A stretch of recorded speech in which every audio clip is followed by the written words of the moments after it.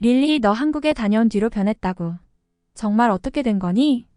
여기 캐나다의 가정집 한 여학생을 두고 친구들이 이해할 수 없다는 표정으로 답답해하고 있습니다. 한국에 다녀온 뒤로 친구가 좀 변했다고 하네요. 대체 무슨 일일까요? 안녕하세요, 감동TV 여러분.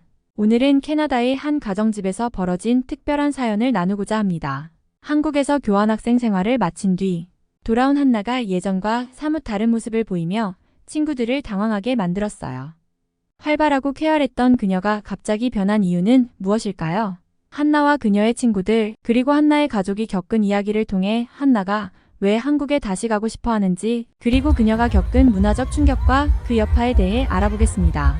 이 모든 궁금증이 오늘의 감동TV에서 얘기해 드릴 테니 저희와 함께 이 이야기의 마지막까지 함께 해주세요. 안녕하세요. 저는 캐나다 몬트리올에 살고 있는 대학생 릴리라고 합니다. 오늘 제가 메일을 보낸 건 제 친구 한나와 관련된 이야기를 하기 위해서인데요.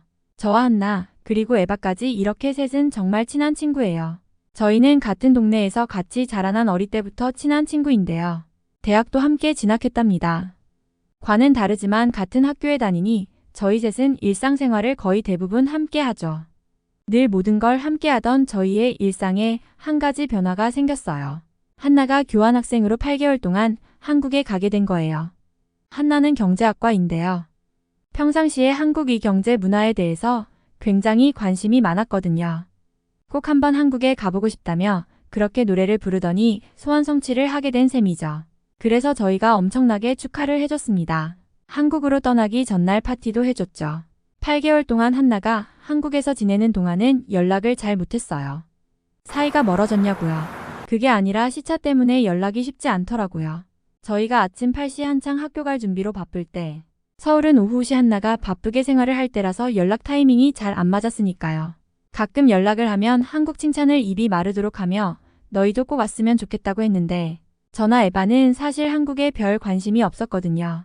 저희 전공하고 거리도 멀고 다른 나라에 가서 산다는 건 선택지가 없었기 때문에 한나의 한국 칭찬을 들으며 한국에서 만족스럽게 지내나 봐 다행이야 한 정도죠. 문제는 한나가 8개월간의 교환 학생 생활을 끝내고 캐나다로 돌아와서 시작이 되었습니다. 한나가 원래 정말 활달하고 재미있는 친구거든요. 친구들을 이끌고 다니는 성격이라 집에 잘 안 있고 늘 어딘가 돌아다니고 여행도 좋아해요. 아마 그런 성격이라 한국에서도 잘 적응해서 지냈겠지 싶었고요. 그런데 애가 캐나다로 돌아와서는 연락도 잘 안 받고 만나자고 해도 나오질 않는 거예요. 처음엔 피곤하니까 그랬겠지 했는데 하루 이틀이 지나도 이러니까 너무 이상했죠. 원래 한나가 돌아오면 같이 여행을 가려고 했거든요. 이건 한나가 한국 가기 전에 저희와 약속을 했던 거예요. 한국에서 돌아오면 대학교 방학 기간이니 우리 가까운데 기차 여행을 가자고 약속했었는데 그 여행도 가기 싫다고 하더라고요. 무슨 제안을 해도 거절하는 것도 모자라 원래 약속도 취소하다니 이건 좀 아니잖아요. 한 달 가까이 이런 식이었는데 짜증이 나다가 나중엔 걱정이 되기 시작하더라고요. 별별 생각을 다 해봤는데 얘가 혹시 이상한 종교에 빠진 건 아닌가 싶기도 했고요. 전화나 문자로는 한계가 있으니 직접 만나야겠다는 생각이 들어 저랑 에바가 한나 집을 찾아갔습니다. 그런데 저희는 너무 충격을 받았어요. 한나 어머님 말씀으로는 집에서도 많이 무기력해 한다고 하시더라고요. 애가 너무 우울해하고 캐나다 대학을 다니기 싫고 한국에 다시 돌아가고 싶다는 이야기밖에 안 한다고요. 무슨 이야기를 해도 결론은 한국은 안 그랬는데 캐나다는 이게 문제야 라고만 한다나요?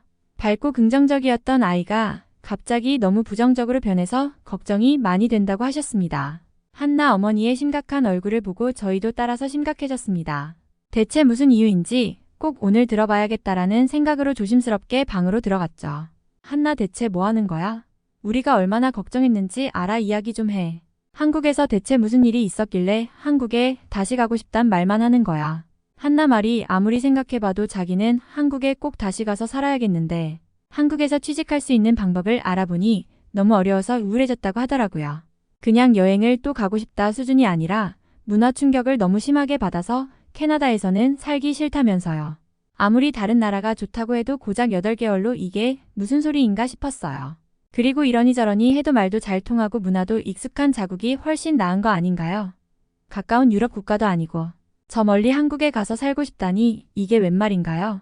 그런데 이어진 한나의 이야기는 충격적이었습니다.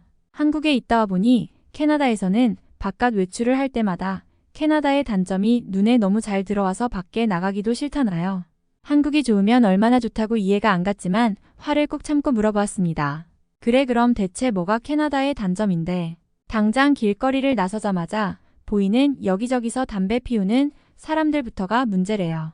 캐나다는 그냥 길거리 흡연이 자유롭거든요. 카페에서 커피 마시면서도 아이 엄마가 아이와 함께 길거리를 걸어가면서도 담배를 피웁니다. 그리고 담배꽁초는 그냥 길거리 여기저기에 내다 버리죠. 캐나다에 와보신 분들은 아시겠지만 길거리에 담배꽁초가 여기저기 박혀 있어요. 그런데 이런 게 캐나다만 그런 게 아니라 유럽 국가들 대부분이 이래요. 그래서 한 번도 여기에 문제를 못 느꼈는데 한국은 그런 게 없다는 거예요. 흡연자들은 흡연 부스를 이용하고 아니면 골목 외곽으로 빠져서 핀다나요. 식당 안에서 담배를 피우는 건 금지여서 엄청 쾌적하대요.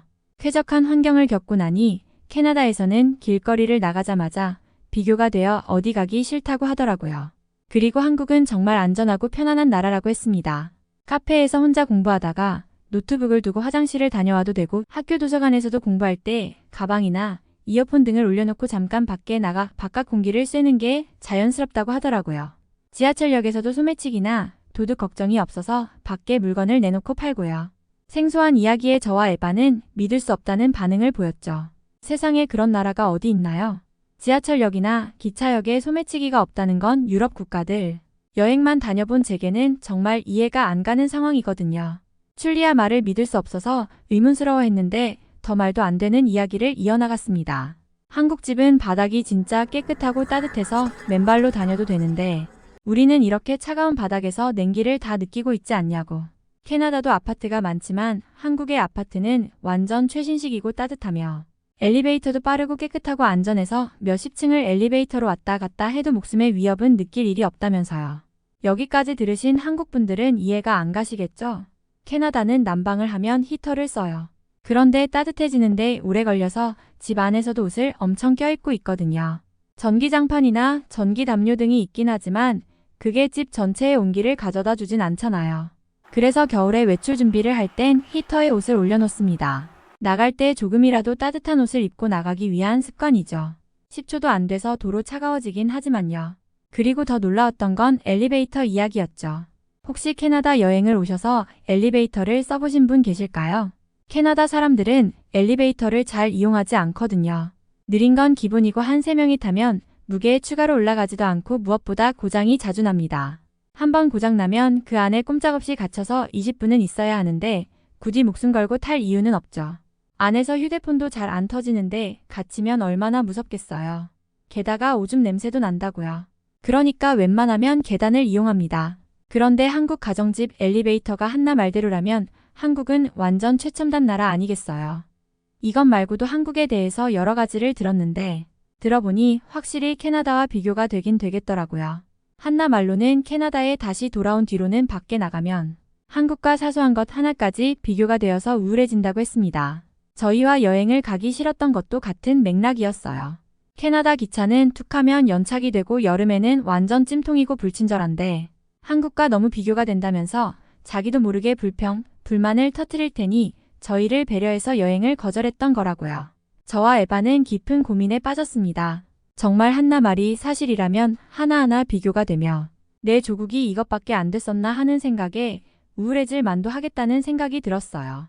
우선 한나가 느끼는 우울감을 해소해주고 싶었습니다. 한국에 여행을 가기로 했죠. 대학교 졸업 기념으로 함께 여행을 가기로 하고 모으던 돈이 있는데 조금 일찍 쓰기로 했는데요. 한나는 자신만만한 표정으로 너네도 한국에 가면 돌아오고 싶지 않을 거야 라고 하더라고요. 한국 생활 8개월에 완전 한국인이 다 됐네 싶어 좀 어이가 없었지만 하도 저렇게 자신만만하게 이야기하니 저와 에바도 한국은 대체 어떤 나라일지 호기심이 커졌습니다.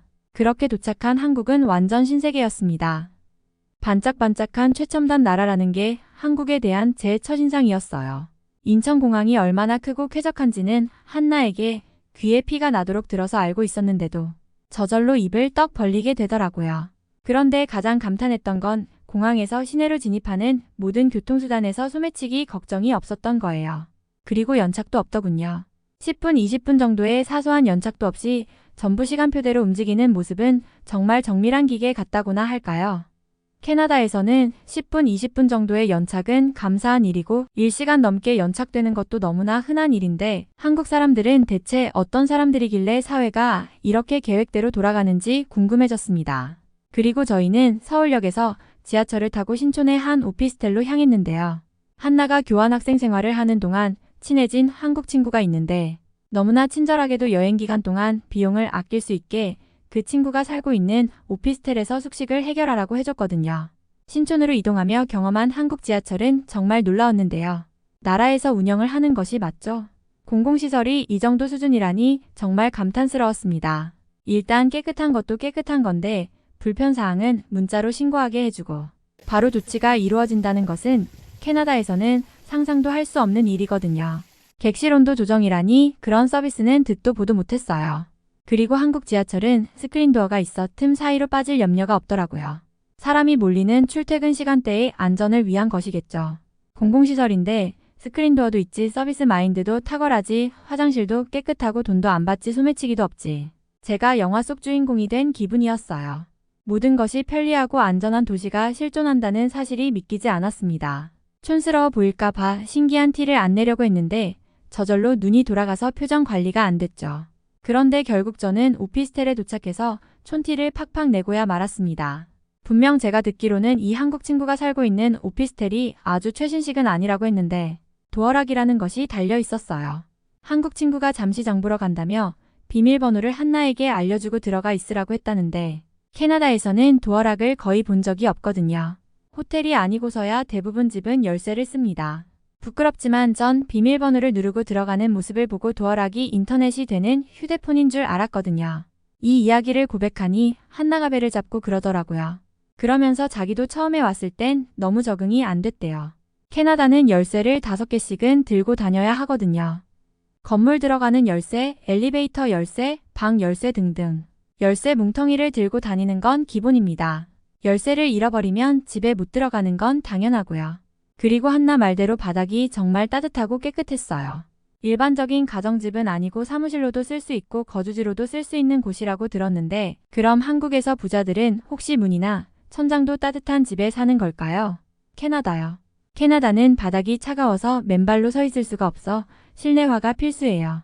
그리고 그 실내화를 신고 아파트 복도도 다니고 우편물도 찾으러 나가니 바닥이 더러워지죠. 생각해보니 캐나다의 집은 참 더럽겠구나 싶었습니다. 한나가 사사건건 한국과 비교를 했던 이유가 있었어요. 그리고 음식도 정말 맛있던데요. 뭐 하나 빠질 것 없이 완벽한 나라가 한국이었습니다. 첫날 저녁 메뉴는 삼겹살이었어요. 한국에 왔으면 꼭 삼겹살과 소주를 먹어야 한다는 한나의 강력한 추천으로 먹었는데요. 저 사실 고기를 별로 안 좋아하거든요. 누린내 때문인가 고기 요리는 영재 취향이 아니지만 여행을 온 김에 먹어봤는데요. 아주 끝내줬어요.